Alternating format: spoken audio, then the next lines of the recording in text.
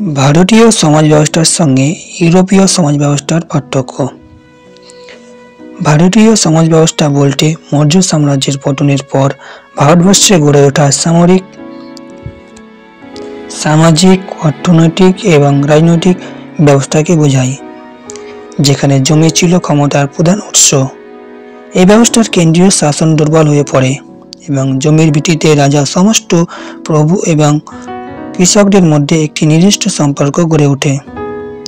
মূল ধারণা: সমাজতন্ত্র একটি কেন্দ্রীভূত শাসন ব্যবস্থা যেখানে রাজারা সামরিক, প্রশাসনিক ও ধর্মীয় সহায়তার বিনিময়ে জমিদান করতেন। এই ব্যবস্থায় জমিদাররা জমির উপর অধিকার পেতেন এবং কৃষকদের কাছ থেকে কর আদায় করতেন। মৌর্যতন্ত্র মূলত গুপ্ত সাম্রাজ্যের পতনের পর এবং পাল ও চোল রাজবংশের সময়ে ব্যাপকভাবে বিকশিত হয় এবং মধ্যযুগীয় ভারতীয় সমাজ ও রাজনীতির ভিত্তি স্থাপন করে।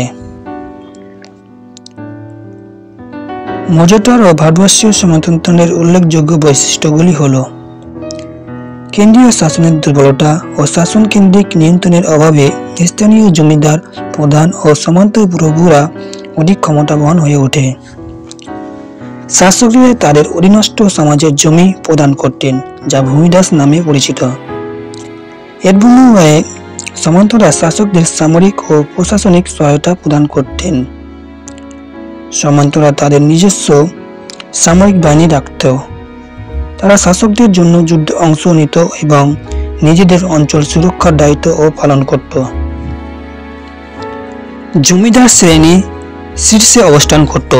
কৃষক ও শ্রমিক শ্রেণী তাদের উপর নির্ভরশীল ছিল।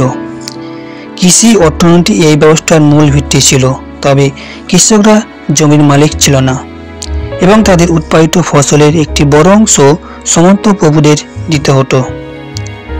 ইউরোপীয় সমাজ ব্যবস্থার সঙ্গে ভারতীয় সমাজ ব্যবস্থার পার্থক্য। ইউরোপীয় সমাজ ব্যবস্থার সঙ্গে ভারতীয় সমাজ ব্যবস্থার যে পার্থক্য লক্ষ্য করা যায় সেগুলি হল: এক, ভারতীয় সমাজতন্ত্রের প্রধানত কৃষি জমির উপর ভিত্তি করে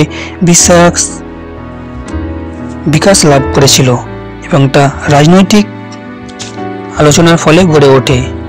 অন্যদিকে ইউরোপীয় সমাজতন্ত্র রোম সাম্রাজ্যের পতনের পর রাজনৈতিক শূন্যতার প্রেক্ষাপট উদ্ভূত হয় এবং গির্জার ভূমিকা এতে গুরুত্বপূর্ণ ছিল।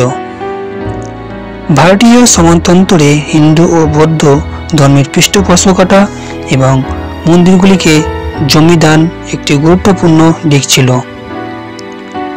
অন্যদিকে ইউরোপীয় সমাজতন্ত্র ক্যাথলিক চর্চা অত্যন্ত প্রভাবশালী ছিল এবং ধর্মীয় আচার অনুষ্ঠান ভূমি ব্যবস্থার অংশ হয়ে উঠেছিল। ভারতীয় সামন্ত প্রভুরা স্থানীয় রাজাদের অধীনে সামরিক সহায়তা করত। অন্যদিকে ইউরোপীয় সামন্ত প্রভুরা নিজস্ব প্রাসাদে দুর্গ তৈরি করে যুদ্ধবাজ নাটকদের নিয়োগ করত। ভারতীয় সমাজতন্ত্র স্থানীয় প্রভুরা বিচারক ও শাসকদের দায়িত্ব করত। অন্যদিকে ইউরোপীয় সমাজতন্ত্র গির্জার ভূমিকা বিচার ব্যবস্থার প্রভাব বিস্তার করত। ভারতীয় সমাজতন্ত্রের জমিদানের প্রথা অধিকাংশ ক্ষেত্রে সাময়িক ছিল এবং তা শাসকদের ইচ্ছাধীন থাকত।